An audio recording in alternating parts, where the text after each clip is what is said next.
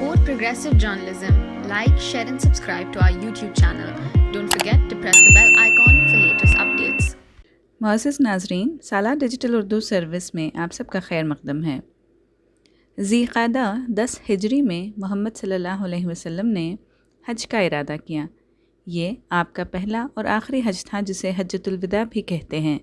इस हवाले से भी कि आपने ख़ुद इस खुतबे में इरशाद फरमाया कि ये मेरी तुमसे आखिरी इज्तिमाई मुलाक़ात है, शायद इस मुक़ाम पर इसके बाद तुमसे न मिल सकूं। आप सल्लल्लाहु अलैहि वसल्लम के गिर्द 1,24,000 या 1,44,000 इंसानों का समंदर ठाटे मार रहा था। ये वो दौर था जब इंसानी माशरा ग्लोबल विलेज नहीं कहलाता था। ये वो दौर था जिसमें सिर्फ़ उंगलियों के जुंबिश से दुनिया के एक कोने से दूसरे कोने की ख़बरें दस्तयाब नहीं थीं। ये वो दौर था जब हज का सफ़र कई कई दिन तक किया जाता। आज जब इंसान ने तरक्की की मेराज हासिल कर ली है, एक वबा से मजबूर व बेबस होकर रह गया है और आज़मीन हज की तादाद 60,000 तक महदूद होकर रह गई है। बेशक ये वक्त भी गुज़र जाएगा, लेकिन क्या ये बात काबिल गौर नहीं कि इंसान चाहे जितनी ही तरक्की कर ले, खुदा की मर्ज़ी के आगे कुछ नहीं कर सकता। अरब न्यूज़ के मुताबिक सऊदी अरब ने इस साल के लिए हज के इंतज़ामात मुकम्मल कर लिए हैं और इस सिलसिले में वज़ारत हज उम्रा ने जुम्मे से मस्जिदुल हराम में नमाजियों को इजाज़तनामे भी जारी करना बंद कर दिए थे। सऊदी रेड क्रेसेंट अथॉरिटी ने कहा है कि ग्राउंड पर टीम्स को 2,000 से ज़ायद मेडिकल अशिया फ़राहम की गई हैं। 300 से ज़ायद मर्द और ख़वातीन वॉलंटियर्स मक्का, मिना, अरफात और मुज़दलिफ़ा में पैरामेडिक खिदमात की फ़राहमी, 30 ऑक्सीजन बैग्स, 30 मुकम्मल एम्बुलेंस बैग्स, मस्जिद अल हराम और दीगर मजहबी मुकामात पर 25 पैरामेडिक पॉइंट्स का क़याम किया गया है। सऊदी अरब ने कहा था कि कोरोना वायरस वबा की वजह से इस साल 60,000 से ज़्यादा लोगों को हज करने की इजाज़त नहीं होगी। मुकामी लोग और 18 साल से 65 साल की उम्र के उन आज़मीन हज को हज की इजाज़त होगी जिन्होंने कोरोना वैक्सीन लगवा रखी है। नाजरीन, ये दूसरी मर्तबा है जबकि कोरोना वायरस वबा की वजह से हज के सफ़र पर रोक लगानी पड़ी है। आमतौर पर हर साल हज में दुनिया भर के लाखों मुसलमान शामिल होते हैं। ताहम कोरोना की वजह से गुज़िश्ता साल भी बाहर के लोगों को इजाज़त नहीं दी गई थी और इस साल भी नहीं। मक्के मुकर्रमा में आज़मीन की आमद का सिलसिला हफ्ते से शुरू हो चुका है। वज़ारत हज उम्रा का कहना है कि 8 ज़िलहज यानी 18 जुलाई से हज का बाकायदा आगाज़ मिना के ख़ीमों में क़याम से होगा। 9 ज़िलहज यानी 19 जुलाई को आज़मीन मैदान अरफात पहुँचेंगे, जहाँ वो हज के रुकन की अदायगी करेंगे। बाद अज़ां 20 जुलाई को आज़मीन क़ुरबानी का फ़रीज़ा अंजाम देंगे और हज का ये सिलसिला 22 जुलाई को इख्तिताम पज़ीर होगा। नाज़रीन, हज के ताल्लुक़ से अब्दुल रशीद तलहा नौमानी अपने मज़मून में लिखते हैं कि हज क्या है? इश्क़ व मोहब्बत में डूबे हुए उस सफ़र का नाम है जिसमें बहुक्म खुदावंदी बस एक ही धुन में मशगूल, कभी मक्का, कभी मदीना, कभी अरफात, कभी मिना। गर्ज़ के हज उन आशिक़ाना आमाल और वालिहाना अफ़आल का नाम है जो बेसाख्ता एक आशिक़ ज़ार से इस अंदाज़ में सादिर होते हैं गोया वो जज्बे मोहब्बत से सरशार रज़ाए इलाही का तलबगार है। जैसा कि आप सब जानते हैं कि हज इस्लाम के बुनियादी अरकान में से आखिरी रुकन है और हर उस मुसलमान मर्द और औरत पर फ़र्ज़ है जो अपने घर के मामूल के अखराजात से ज़ायद इतनी माली इस्तिताअत रखता हो कि हज के अखराजात बर्दाश्त कर सके। वैसे उम्रे के लिए तो कोई तारीख़ और महीना मुक़र्रर नहीं, साल भर में जब चाहें उम्रा कर सकते हैं, लेकिन हज के औक़ात मुक़र्रर हैं। नबी अकरम सल्लल्लाहु अलैहि वसल्लम से दरियाफ़्त किया गया कि कौन से अमाल अच्छे हैं, तो आपने फ़रमाया कि अल्लाह और उसके रसूल पर ईमान लाना। फिर पूछा गया, फिर अल्लाह के रास्ते में जिहाद करना। पूछा गया, फिर कौन? तो फ़रमाया कि हज मबरूर। हज मबरूर क्या है? वो हज जिसके दौरान कोई गुनाह का इर्तिकाब न हुआ हो, वो हज जो अल्लाह के यहाँ मकबूल हो, वो हज जिसमें कोई रिया और शोहरत मकसूद न हो और जिसमें कोई फ़िस्क़ व फ़ुजूर न हो, वो हज जिससे लौटने के बाद गुनाह की तकरार न हो और नेकी का रुझान बढ़ जाए, वो हज जिसके बाद आदमी दुनिया से बेरग़बत हो जाए और आखिरत के सिलसिले में दिलचस्पी दिखाए। मक्के मुकर्रमा में की जाने वाली हर नेकी का सवाब 1 लाख नेकियों के बराबर मिलता है।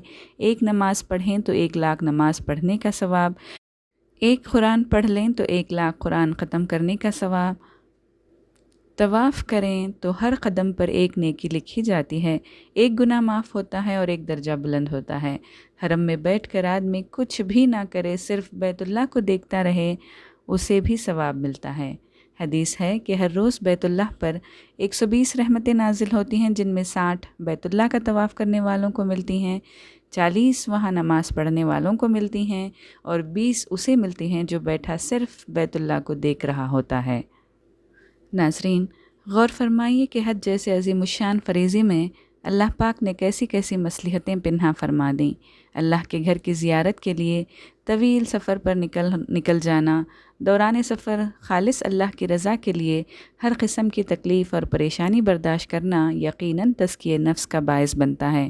دنیا کے مختلف حصوں میں رہنے والے، مختلف زبانیں بولنے والے، مختلف لباس پہننے والے، رنگوں اور مختلف نسلوں سے تعلق رکھنے والے لوگ ایک ہی مرکز پر پہنچنے کے لیے چل پڑتے ہیں۔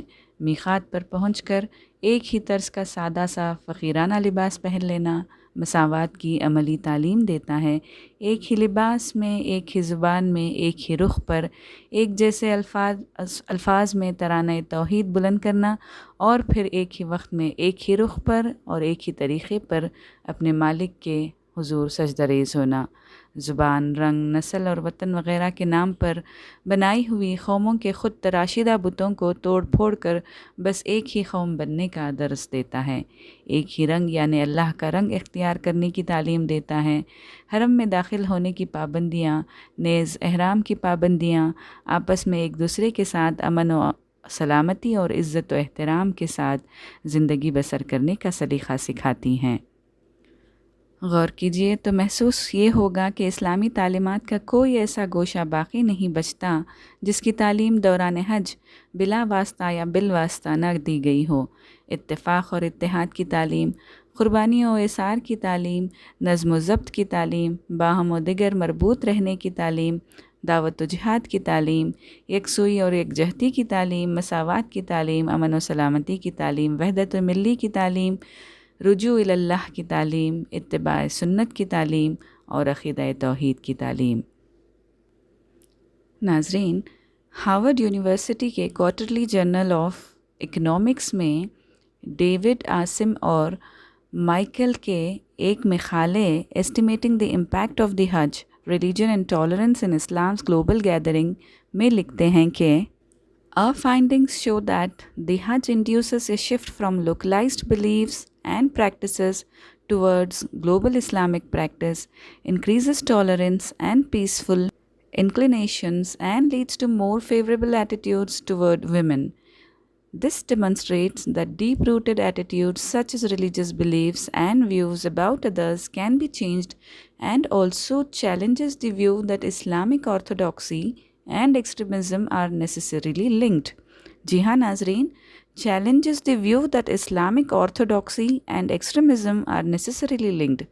Social institutions help shape individual beliefs and identity, and at a macro level, how they may foster unity within belief systems. Several features of the Hajj may create a setting in which the interaction among different groups helps build common purpose and identity. حج اس لحاظ سے بڑی نمایاں عبادت ہے کہ یہ back وقت روحانی، مالی اور بدنی تینوں پہلوؤں پر مشتمل ہے۔ یہ خصوصیت کسی دوسری عبادت کو حاصل نہیں ہے۔ حج اور عمرہ کرنے والے اللہ کے مہمان ہیں۔ اگر وہ اللہ تعالیٰ سے دعائیں کریں تو وہ قبول فرمائے، اگر وہ اس سے مغفرت طلب کریں تو وہ ان کی مغفرت فرمائے۔ جس نے خانہ کعبہ کا طواف کیا اور 2 رکعت ادا کیں، گویا اس نے ایک غلام آزاد کیا۔ حضرت عائشہ رضی اللہ تعالیٰ فرماتی ہیں کہ میں کعبہ شریف میں داخل ہو کر نماز پڑھنا چاہتی تھی۔ رسول اللہ میرا ہاتھ پکڑ کر حتیم میں لے گئے اور فرمایا، جب تم بیت اللہ کے اندر نماز پڑھنا چاہو تو یہاں حتیم میں کھڑے ہو کر نماز پڑھ لو، یہ بھی بیت اللہ شریف کا حصہ ہے۔ زمزم کا پانی جس نیت سے پیا جائے وہی فائدہ اس سے حاصل ہوتا ہے۔ روایت ہے کہ نبی صلی اللہ علیہ وسلم نے فرمایا، روئے زمین پر سب سے بہتر پانی زمزم ہے، جو بھوکے کے لیے کھانا اور بیمار کے لیے شفا ہے۔ اور سب سے اہم یہ کہ عرفے کے دن کے علاوہ کوئی دن ایسا نہیں جس میں اللہ تعالیٰ کثرت سے بندوں کو جہنم سے نجات دیتے ہوں۔ اس دن اللہ تعالیٰ اپنے بندوں کے بہت زیادہ قریب ہوتے ہیں اور فرشتوں کے سامنے ان حاجیوں کی وجہ سے فخر کرتے ہیں اور فرشتوں سے پوچھتے ہیں کہ ذرا بتاؤ تو یہ لوگ مجھ سے کیا چاہتے ہیں۔ عرفے کے دن کے علاوہ کوئی ایسا دن نہیں جس میں شیطان بہت ذلیل ہو رہا ہو، بہت راندہ پھر رہا ہو، بہت حقیر ہو رہا ہو، بہت زیادہ غصے میں پھر رہا ہو۔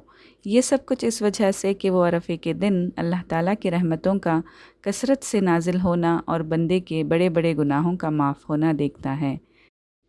خدائے برتر ہم تمام کو حج مقبول و مبرور کی سعادت نصیب فرمائے اور تمام حجاج کرام کے حج کو شرف قبولیت عطا فرمائے، آمین۔